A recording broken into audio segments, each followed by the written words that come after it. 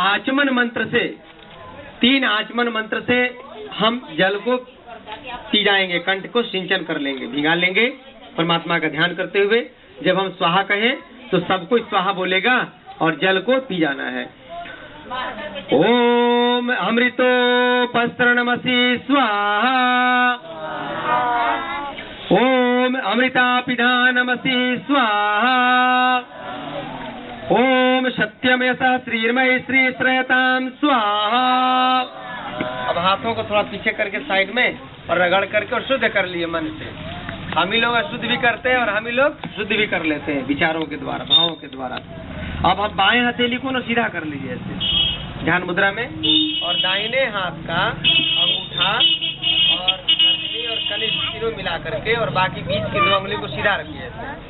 और हम मंत्र बोलेंगे तो ये दोनों उंगली को बाएं हथेली पर इसे छूना है और इसे अंग पर छूना है। जब आंख में बोलूं तो आंख के दाहिने तरफ बाएं तरफ, नासिका को बोलूं तो दाहिने बाएं की तरफ बोलना है।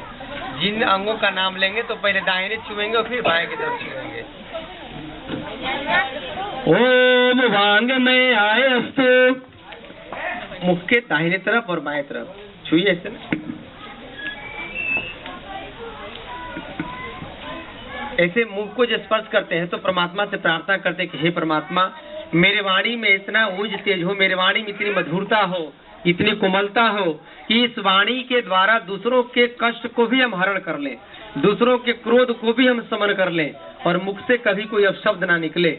इसलिए वाणी को ब्रह्म गवी कहा गया है, यानी ब्रह्मा की कन्या। जैसे हम अपने बहू बहन बेटियों को पर्दा में रखते हैं, हिफाजत करके रखते हैं, उसी प्रकार वाणी से भी हमें ऐसा कोई अपशब्द या कोई ऐसा गाली गलौज नहीं देना है जिससे वाणी की गरिमा खराब हो सके। और मुख में कभी किसी को घाव ना हो, होठों में, दांतों में, मसूड़ों में, कंठ में, जिह्वा में किसी प्रकार की कोई बीमारी ना हो, ऐसे हम कामना करते हैं।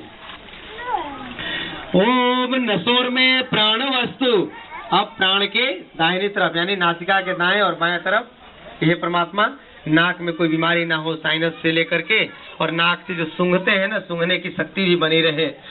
ओम अक्षरण में चक्षुरस्तु, नेत्र के दाएं तरफ और बाएं तरफ, हे परमात्मा आंखों में कोई बीमारी ना हो, ना इसमें मोतियाबिंद हो, ना इसमें कभी चश्मा लगे, ना कभी हम इस रोशनी के कम कर सके। और आंखों से जिन माँ बहन बहू बहन बेटियों को देखे तो ऐसा लगे कि वो मेरी बहन और मेरी ही माँ वो दिखाई पड़ रही है। ओम कर्ण ओर में श्रोतम अस्तु, कान के दाएं तरफ और बाएं तरफ, हे परमात्मा कान में कोई इसी प्रकार का कोई तकलीफ ना हो, कोई बीमारी ना हो, कान के पर्दे में कभी छेद ना हो, और कान से जो हम सुनते हैं वो हमेशा सुनने की शक्ति बरकरार रहे। और यदि हमें कोई अपशब्द भी बोल रहा है, कोई हमें गाली भी दे रहा है, तो ऐसा लगे कि परमात्मा का भजन ही कर रहे हो। ओम बाएं ओर में बलम अस्तु, कंधा के दाएं तरफ और बाएं तरफ, हे परमात्मा ये भुजाओं में, ये कंधों में, ये हाथों में, हथेलियों में कभी भी कोई बीमारी ना हो। और ये हाथ जब उठे तो किसी को संहार करने के लिए नहीं, हाथ उठे तो किसी को नष्ट करने के लिए, बर्बाद करने के लिए नहीं, बल्कि जब हाथ उठे तो किसी की सेवा, प्रेम, परोपकार और सबके भीतर एक समन्वय का भाव रखने के लिए उठे।